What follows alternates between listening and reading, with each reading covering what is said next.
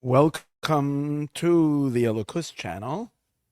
This is class number 9 in the discourse Zois Chukas 5672, which is the 7th chapter in the greater book, B'Shashek Dimu. We are in the midst of chapter 27, and we are holding, I think, class number 4.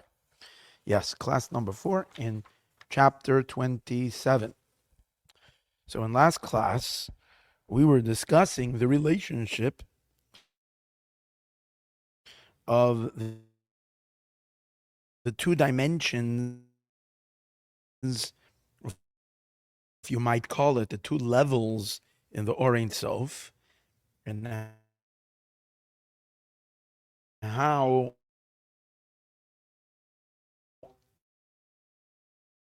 um, one evolves from the other. The higher level of the Or Ein Sof is, as we discussed here, the emanation, the revelation of Hashem can produce without an end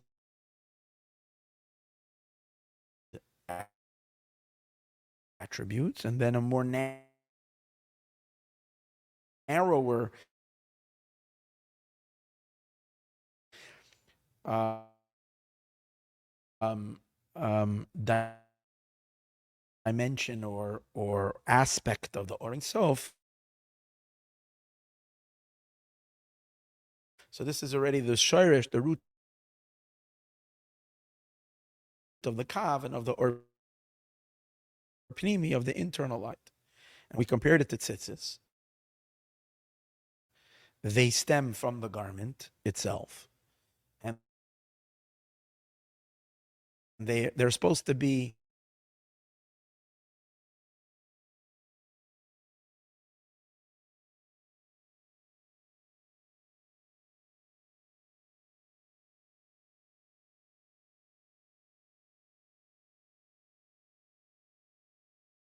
that the fringes of the tzitzis, we said, are the lamed based and sivos chachma.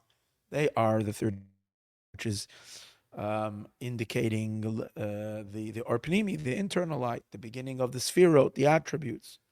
Chachma is the first of the divine attributes, and the talus itself, the garment itself, the prayer shawl itself, the prayer scarf itself, that is a garment that wraps around the body, is referring and is indicative of the general, simple, infinite light that is not yet designed to a recipient. And so one stems from the other because, right, like we discussed, but it's not exactly the same, literally the same, like we discussed in last class, because the Or Pnimi is not just a broken off piece from the a little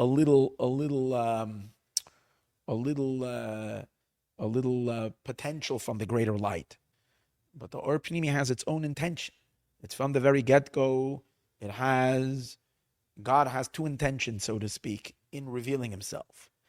There is one intention in His revelation, is where He's revealing Himself to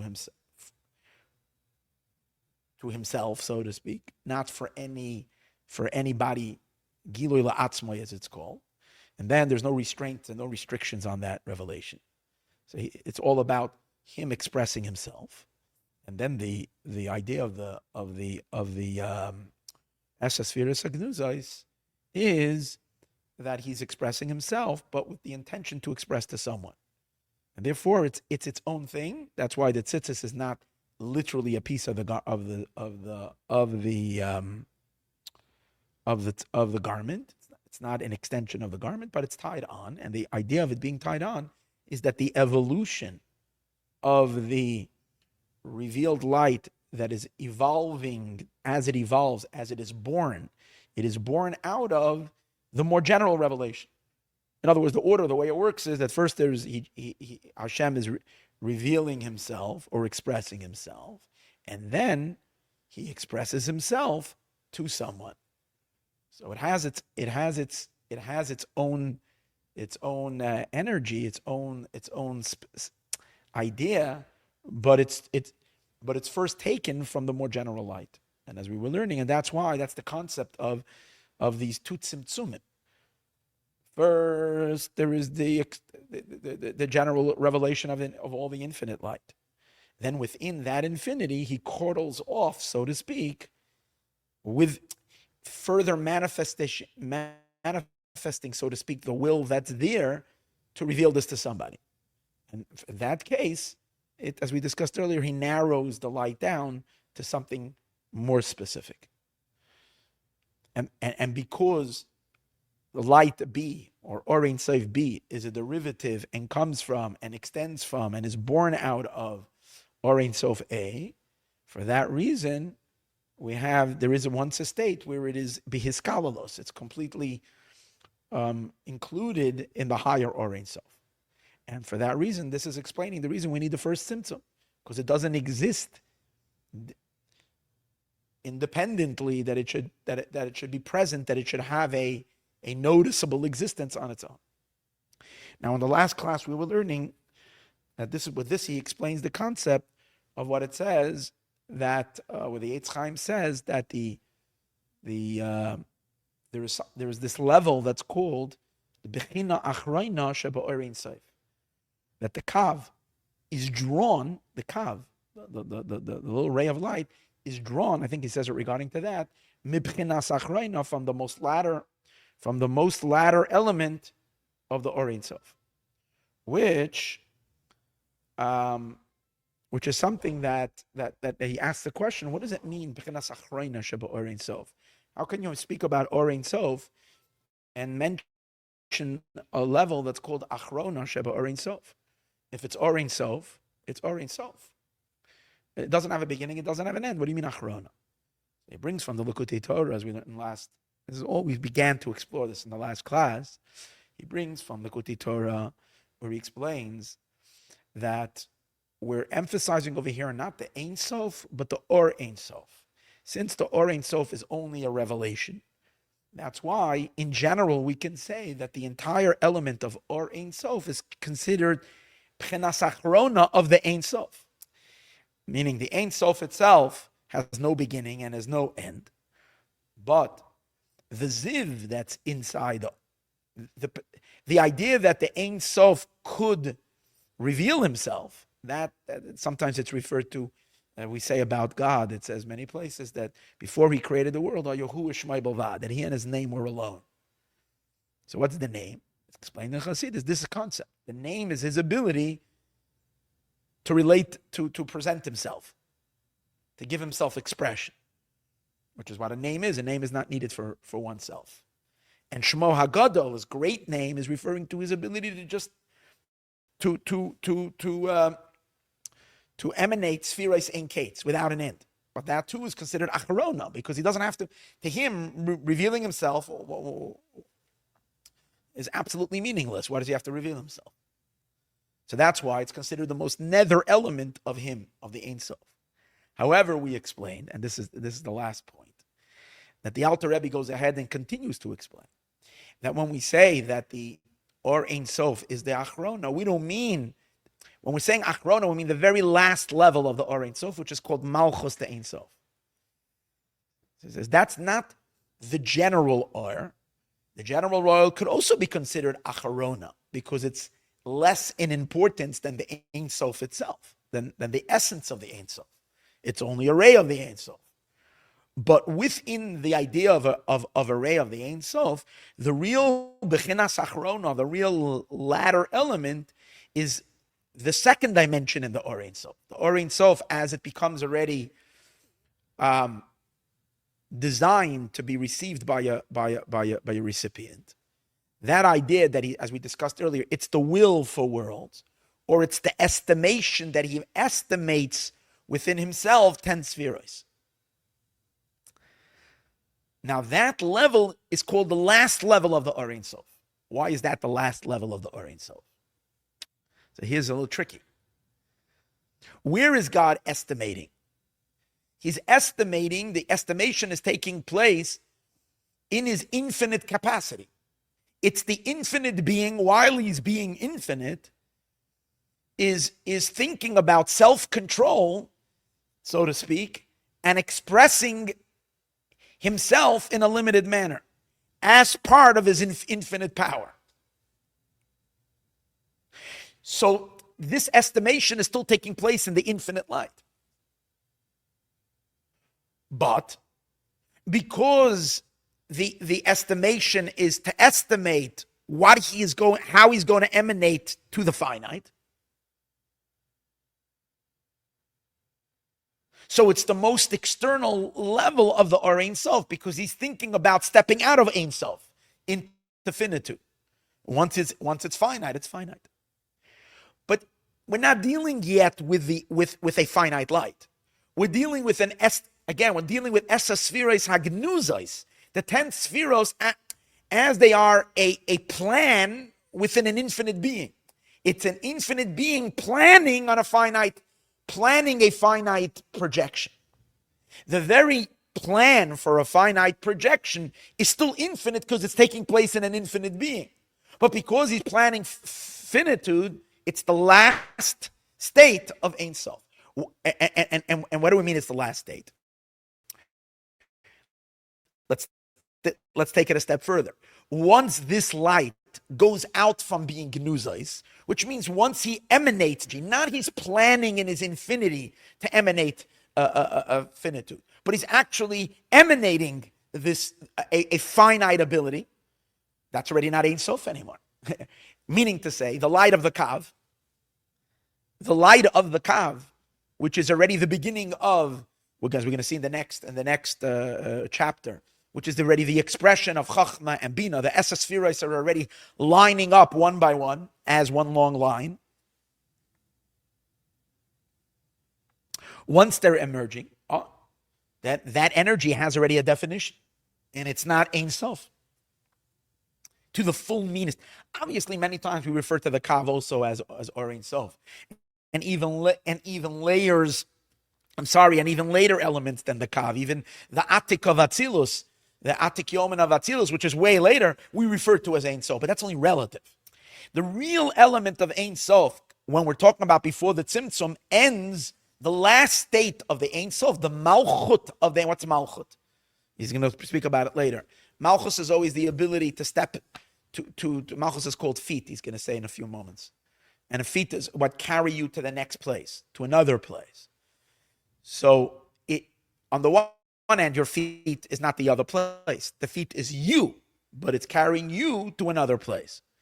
So the feet of the Or Ein Sof is God's ability to transmit himself to the finite. So it's still part of the infinite.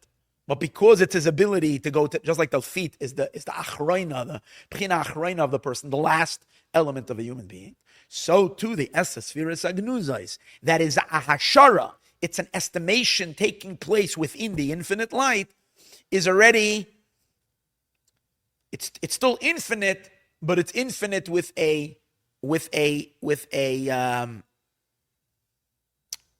leaning towards finitude. And because of that, it's considered the last level of the Or Ein Sof. What's going to be after that? Once the energy that it is planning is produced, that's already finite. That's not Ein Sof anymore. That's already Spheros. Okay. So let's read this again so you'll get it. Yeah. But here was what we see, is that we see how this finite, how this estimation of shining to the of producing or emanating within a finite structure, or to a finite, in a finite manner, is part of and coming from the infinite potential. And that's the concept of the tzitzis coming from the kanaf. So let's read it.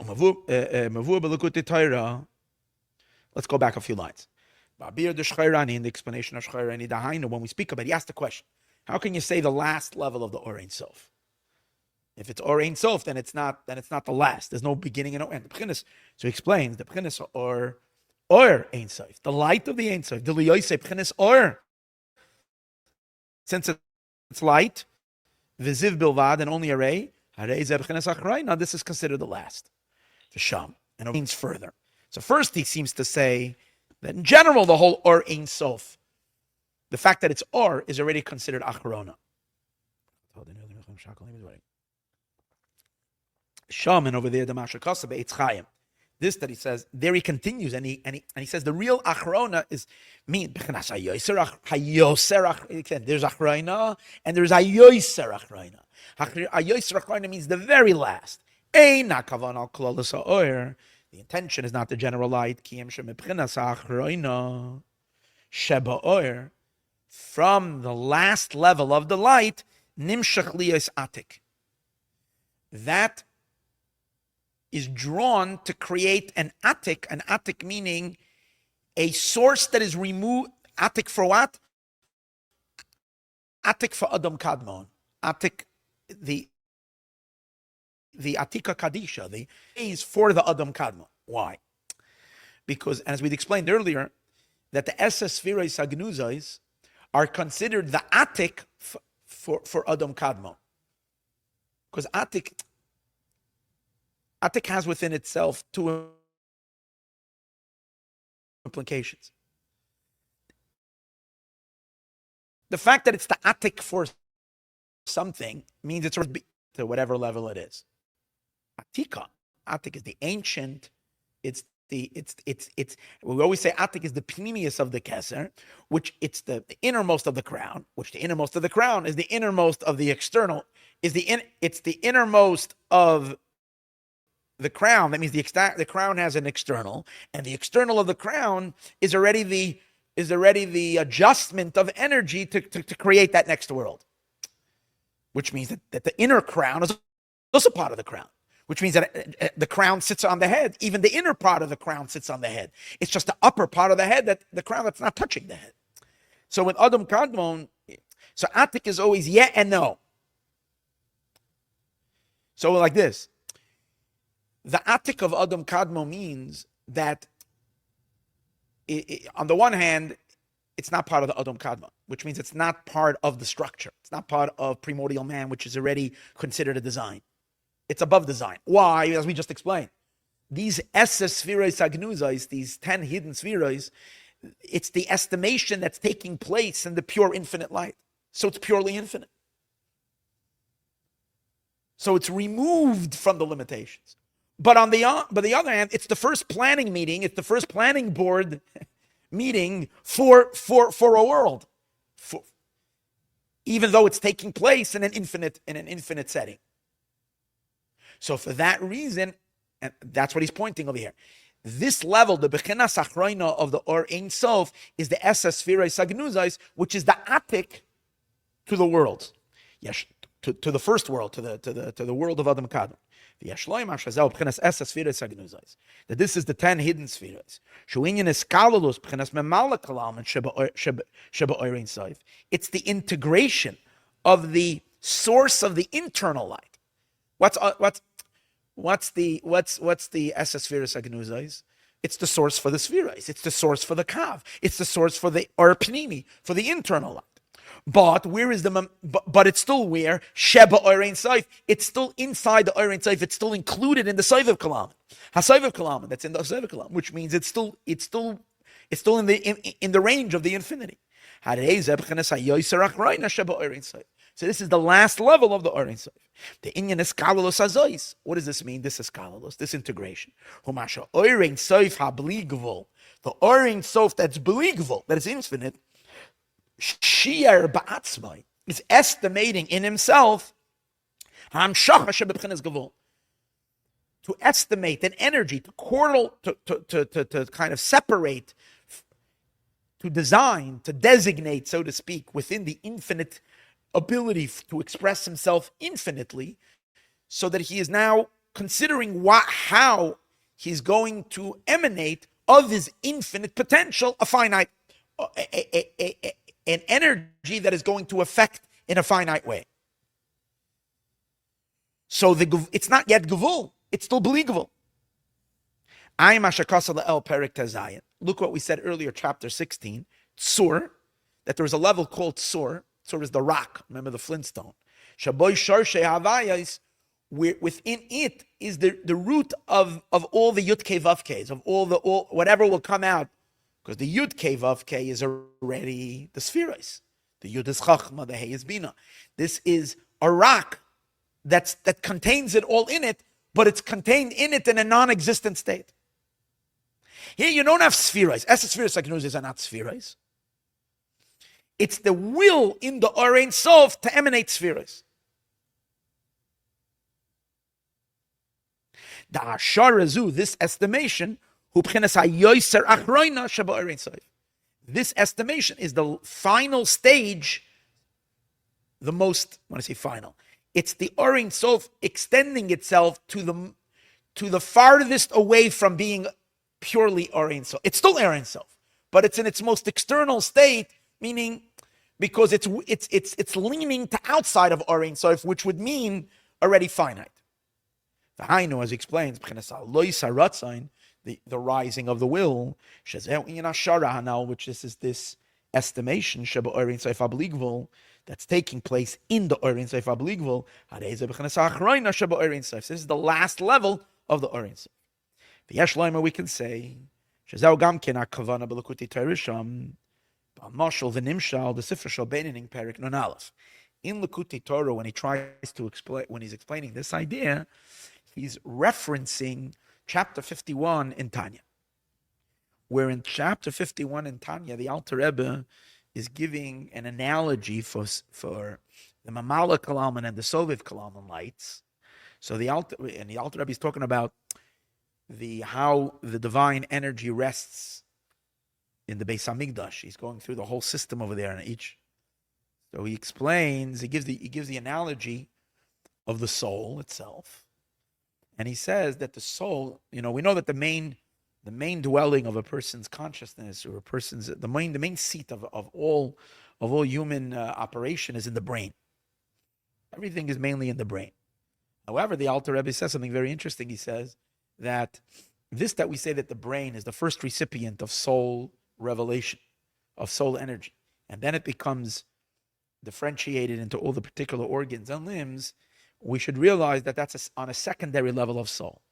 The primal level of soul itself, the soul itself is indivisible, and you can't place the soul in one place. That it's in the head. The soul enlivens the body. It's everywhere equally. That's the soul itself. What then do we say? And that's not registering or manifesting or being revealed in the head. The soul remains a secret. It remains unrevealed. But at the same time, it's everywhere. It's impacting the entire body equally. It's not within the whole context of being here or there. It's the soul itself. But then he goes and he says, so what then do we say? But on the other hand, we know that there is definitely an evolution of soul revelation beginning in the brain, and from there making its way downward through all the limbs and organs. For example, the power of seeing, or the power of smell, or the power of touch, or the power of all these powers, speech, all these powers, we know are all rooted in the brain. That's why when they can, should never have to do that, tinker with someone's brain. They can push it somewhere in the brain, and that affects the various different features. Okay, it stimulates the different features. So that's because it's all there in the brain.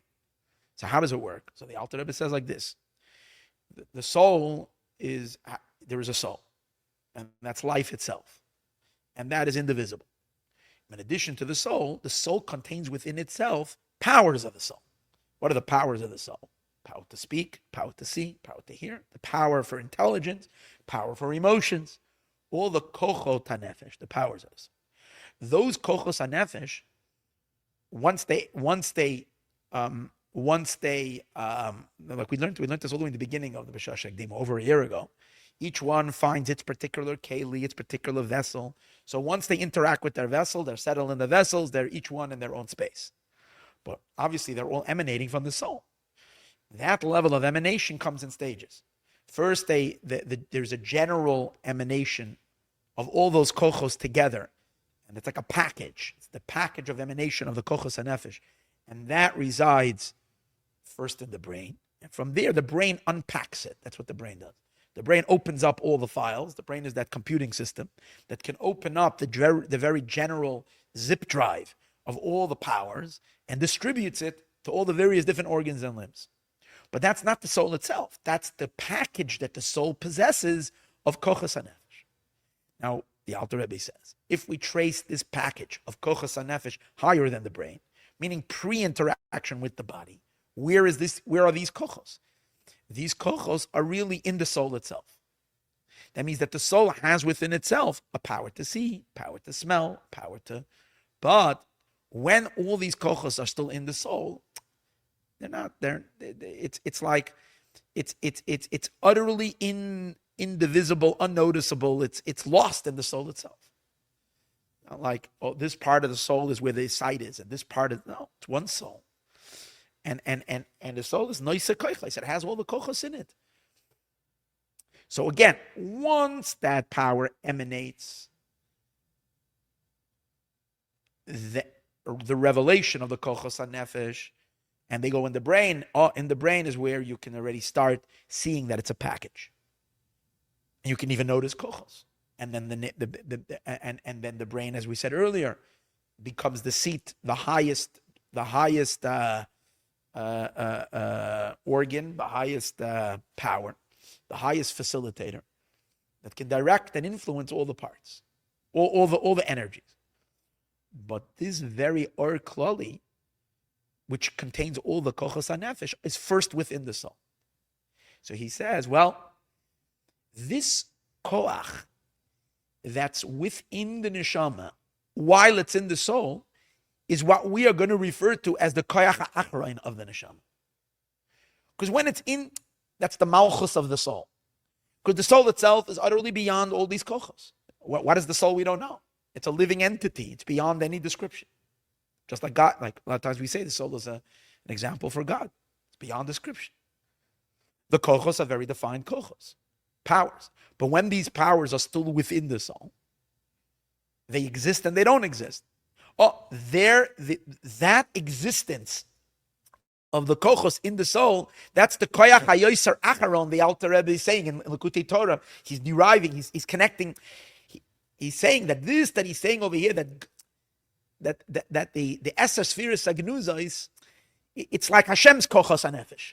It would be equivalent to that. The kochos hanefesh that is later going to become the superpower energies of the whole Seder Ishtalshalut. Before, when it's still in the Orein Sof, it's like the nefesh carrying the kochos. That's what he says over here.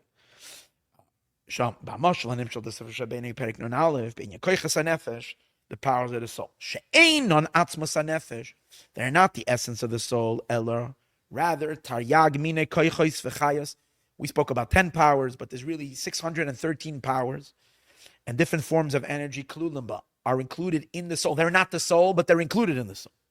V'hem eslapshim b'moach, and they become enclosed in the brain.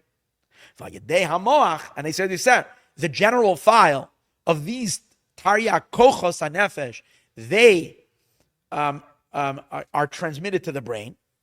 They cannot go directly to the limbs of the body without first going to the motherboard, which is the brain. And then through the brain, then it gets distributed to all the limbs. This nimshal, this metaphor of the kochos that are included in the soul, the Alter Rebbe in Likutei Torah makes reference to what he says in Tanya. Hu inyan, this is literally the idea of the Eser Spheres Hagnuzais, of these 10 hidden spheres. Pchenas Atik, which is the Atik level of Adam Kadmon, of primordial man. Because Adam Kadmon is already considered like the limbs. It's like already the person. And then the Atik of that, the kochos that will later go into Adam Kadmon, but as they are still in the Orient Sof, is haklulim ba'orein sof, when they are kolul in the orein sof, habligvul.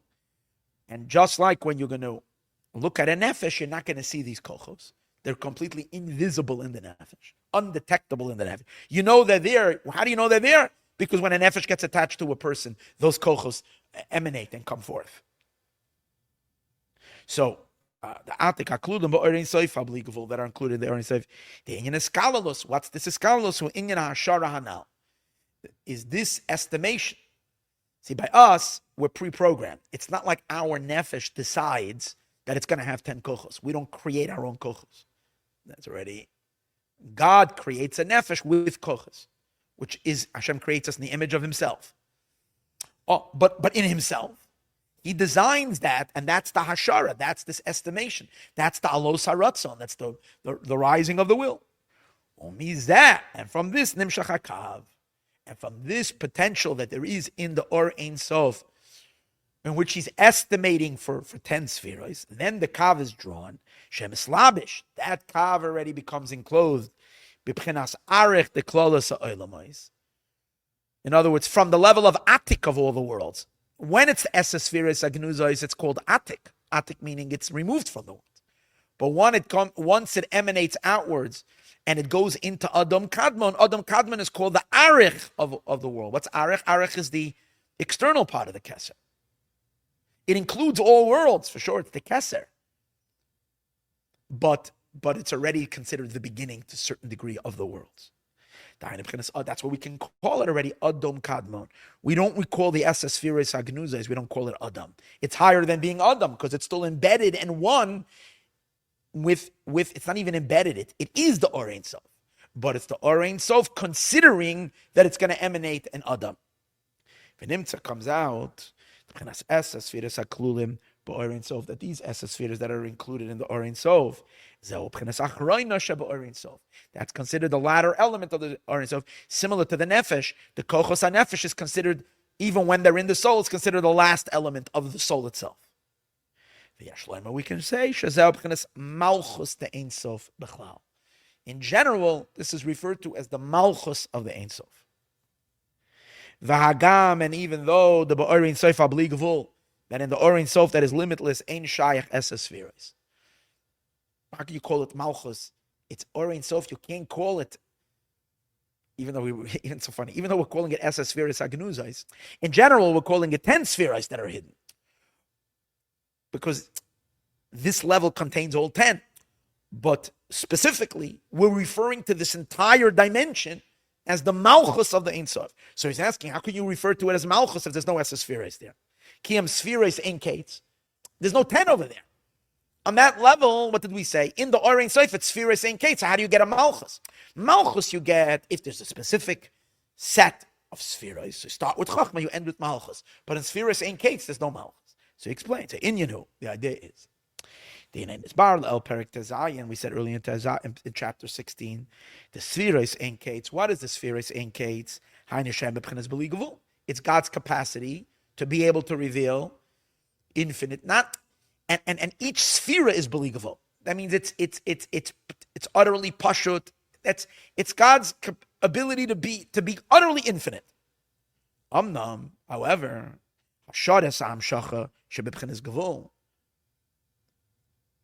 within this Or Ein Sof, he can do anything. So he can even estimate himself and have a will for finite. So once there is a hashadas, that means once he's already estimating to emanate limitation, yesh loymar. So that at that moment it becomes malchus. That's the malchus element of the Ein Sof. Why malchus? Perek. Look later in chapter Perek. It doesn't say. Yeah. Okay. Whatever. In the explanation, we're getting late. We'll do this quickly. We'll review it in the next class. We said this already earlier. That's why I'm doing it quickly. Shamalchus nikar regel. The malchus is called the leg. Malchus is always the connector from one world to the next world. To the next world. So it's like a leg. It's like a person can walk from one place to another place. So for God to take a walk from Atzilus to Biyah, to the three worlds of creation, Hashem does that through his feet. The same as in the Or Ein Sof before the Tzimtzum, the Hashara. That where there is a Hashara, where there is an estimation, to emanate in a state of Gevul, that's the Malchus of the Ein Sof. However, it itself is still Malchus of Ein Sof, because it's still in the Ein Sof. But it's Yisroel Reina. It's the most latter element. We still have a parenthesis that we didn't learn in chapter 27, We're going to Bez Hashem do that in the next class.